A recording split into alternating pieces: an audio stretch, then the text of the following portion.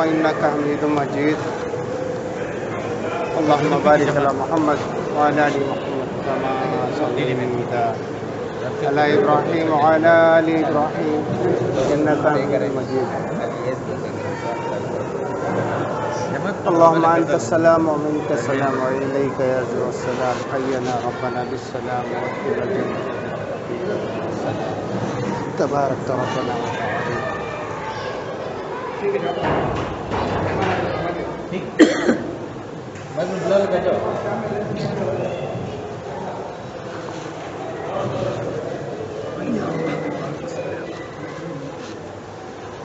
تو محترم بھائیوں بزرگوں دوستوں، اللہ تعالیٰ نے میری آپ کی بلکہ قیامت تک کے ہر انسان کی کامیابی اپنے مبارک دین میں رکھا ہے. جس کی زندگی میں دین ہوگا وہ کامیاب ہوگا، اور جس کی زندگی میں دین نہیں ہوگا وہ ناکام ہوگا، ہلاک ہوگا. اور دین زندگی میں محنت سے آتا ہے. محنت کے چھوٹ جانے سے دین زندگی سے دھیرے دھیرے نکل جاتا ہے. جب جب دنیا میں بگاڑ آیا، اللہ پاک نے اپنے مبارک بندوں کو، اپنے برگزیدہ بندوں کو، پاکیزہ بندوں کو انسانوں کی ہدایت کے لیے بھیجا. اس لیے کہ اللہ چاہتے ہیں کہ انسان کامیاب ہو جائے، اور انسانوں کی کامیابی اللہ پاک نے دین ہی میں رکھا ہے.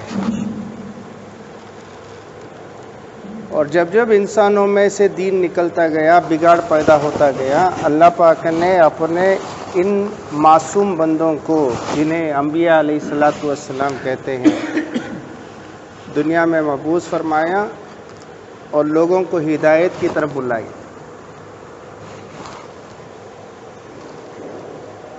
لوگوں کو ہدایت کی طرف بلایا. جو بھی لوگ انبیاء علیہ السلام کی بات کو مان لیتے وہ کامیاب ہوتے، اور جو انکار کر دیتا وہ ناکام ہو جاتا. اس کی خاطر نبی صلی اللہ علیہ وسلم، سارے انبیاء علیہ السلام نے بڑی تکالیفیں اٹھائی، بہت مشقتیں جھیلی. آخر میں میرے اور آپ کے آقا حضرت محمد الرسول اللہ صلی اللہ علیہ وسلم دنیا میں آئے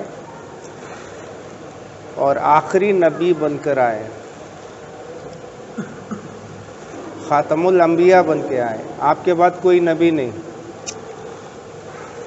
نبوت کا دروازہ آپ صلی اللہ علیہ وسلم پر بند کر دیا گیا.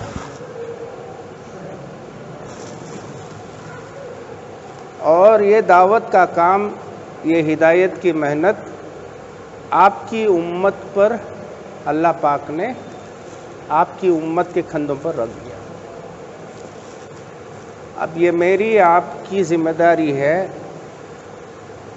کہ ہم لوگوں تک جائے، کہ گھروں تک پہنچے، بے طلب لوگوں تک پہنچے، بازاروں میں جائے، گلیوں میں جائے، گھروں تک جائے، اور اللہ کا پاکیزہ پسندیدہ دین، اس کی طرف لوگوں کو بلائے. یہی کام میرے اور آپ کے آقا نے بھی فرمایا، اور یہ جامعہ سنت ہے. تمام نبیوں نے یہ دعوت کا کام کیا، لوگوں کی بھلائی کا کام، نفع رسانی کا کام. اس کام کو سارے انبیاء علیہ السلام نے کیا. اب چونکہ نبوت کا دروازہ بند ہو گیا، اب کوئی نبی آنے والے نہیں. یہ ذمہ داری میری اور آپ کی ہے کہ ہم اللہ کے بے طلب بندوں کے گھروں تک پہنچے اور انہیں دین کی دعوت دیں. بڑا مبارک کام ہے، بڑا اونچا کام ہے، بڑی فضیلتوں والا کام ہے. حالانکہ امت گنہگار ہے، نبی صلی اللہ علیہ وسلم کی یہ امت گنہگار ہے، گناہوں میں ڈوبی ہوئی ہے. پھر بھی اللہ پاک نے اس کام کی برکت سے، اس امت کی تعریف فرمائی کہ یہ سب سے بہترین امت ہے. خیر امت کا لقب اس کام کی بنیاد پر ہمیں اور آپ کو ملا ہے. کنتم خیر امت، اور یہ جو لقب ملا ہے کام کی بنیاد پر،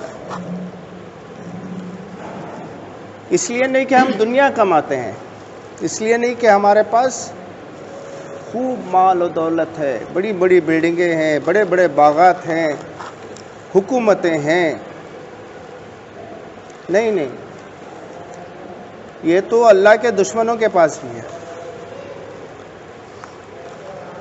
تو ہماری جو تعریف ہوئی ہے وہ دعوت کی نسبت پر ہوئی ہے، اس لیے کہ اخرجت للناس، کہ تم لوگوں کی بھلائی اور فلاح و بہبودی کے لیے تم بھیجے گئے ہو، انہیں فائدہ پہنچانے والے. کس کا فائدہ؟ کیسا فائدہ؟ مال بانٹے گی، خوب مال بانٹے گی؟ نہیں. زر و زیور بانٹے گی؟ نہیں، بلکہ آخرت والا فائدہ.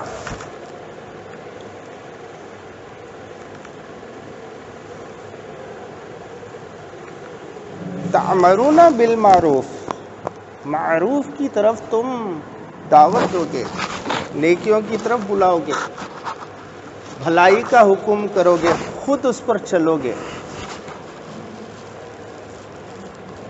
وتنہون عن المنکر، اور تم برائیوں سے لوگوں کو بچاؤ گے، روکو گے، خود بھی اس سے رکو گے، اس سے بچو گے. یہ میرا بھی کام ہے، آپ کا بھی کام ہے، جو کلمہ پڑھ لے اس کا کام ہے. اس فکر میں کہ بھائی کس طرح قیامت تک کے آنے والے ہر انسان تک اللہ کے نبی صلی اللہ علیہ وسلم کا لایا ہوا دن اس تک پہنچ جائے گا. اس کے لیے سب تیار ہیں انشاءاللہ. ماشاءاللہ، بڑا اونچا کام ہے، بڑی فضیلتوں والا کام ہے.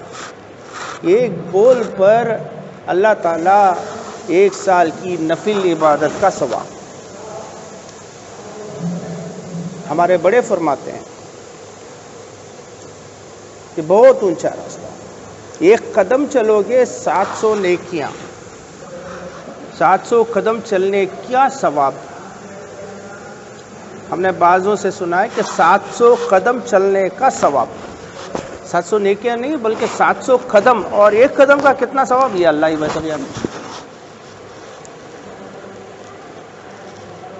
اس راستے میں چلنے سے جو گرد و غبار ہم پر اٹھتی ہے، جہنم کی آگ سے اللہ بچائیں گے، بلکہ دھوئے سے بھی دور رکھیں گے.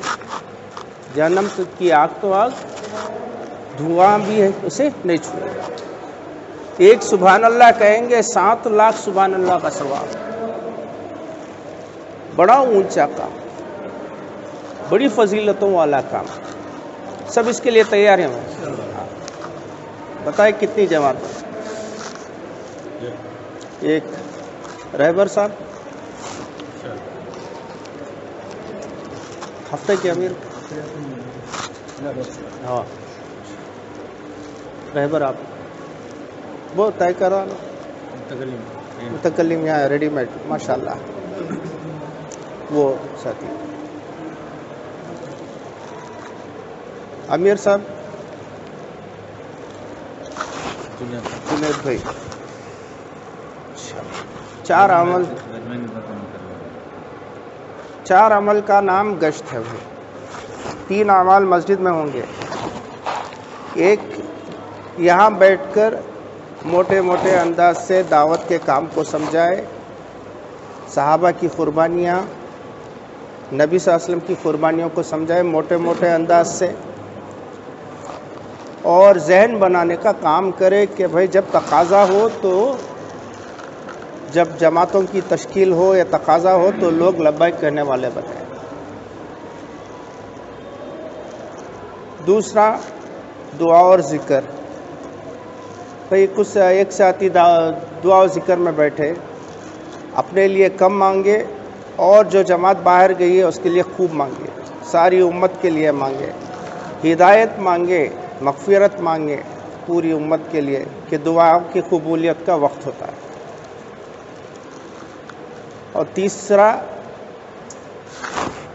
استقبال میں ایک ساتھی کھڑے، وسیع نیت کے ساتھ کھڑے کہ وہی جو بھی آئے، پورا محلہ بھی آ جائے یا پورا شہر بھی آ جائے، انشاءاللہ میں اس کا استقبال کروں گا، وسیع نیت کو لے کر کھڑے۔ آنے والے ساتھی کو وضو کرائے، پیار محبت کے ساتھ لا کر مجلس میں جمع دے، اگر نماز نہ پڑھی ہو تو اس کو نماز پڑھا دیں، اور پھر بڑی محبت کے ساتھ، منت و سماجت کے ساتھ جو دعوت والی بات ہوتی ہے اس کے ساتھ اس مجلس میں لا کر جوڑ دیں۔ سب کریں گے بھائی؟ اور ایک جماعت باہر جائے گی جماعت کی شکل میں، 10 ساتھی کم سے کم، ان میں 3 ذمہ دار ہوں گے، جیسا کہ ہمارے امیر صاحب نے بتایا، رہبر وہ خود ہیں، متکلم جماعت کے ساتھی، اور امیر صاحب ہمارے جنید بھائی۔ تو یہ جماعت باہر جائے گی، ان کا کام یہ ہے کہ بھائی پوری جماعت کو امیر ایک طرف سے لے کر دعا کرتے ہوئے ایک طرف سے لے کر نکلے۔ ہر عمل میں دعا، عمل کے بعد دعا ہے، اور اس عمل میں عمل سے پہلے دعا، تو دعا کراتے ہوئے ایک طرف سے نکلے، ذکر کراتے ہوئے نکلے، فکر بھی دلائے، امیر کا کام ہے فکر بھی دلائے اور ذکر کی تلقین بھی کریں، اور راستے کے ایک طرف سے چلے بھائی۔ ساتھی اگر ادھر ادھر بکھرے تو امیر صاحب کا کام ہے کہ سارے ساتھیوں کو ایک طرف لے لے، کہ باقی مخلوق کا بھی حق ہے، سارے راستے پر ہم ہی قبضہ کر لے تو بھائی باقی مخلوق کہاں سے چلے گی۔ گھروں کے پاس جائے تو بھائی پردے کا لحاظ رکھے، آنکھوں کو زیادہ نیچے بھی نہیں رکھنا، زیادہ اوپر بھی نہیں، نیچے کرو گے جان کا خطرہ، اوپر کرو گے ایمان کا خطرہ، درمیانی نظر رکھے، بڑے فکر کے ساتھ چلائے۔ امیر صاحب کی فکروں کا اثر پوری جماعت پر ہوتا ہے، امیر صاحب کی فکروں کا اثر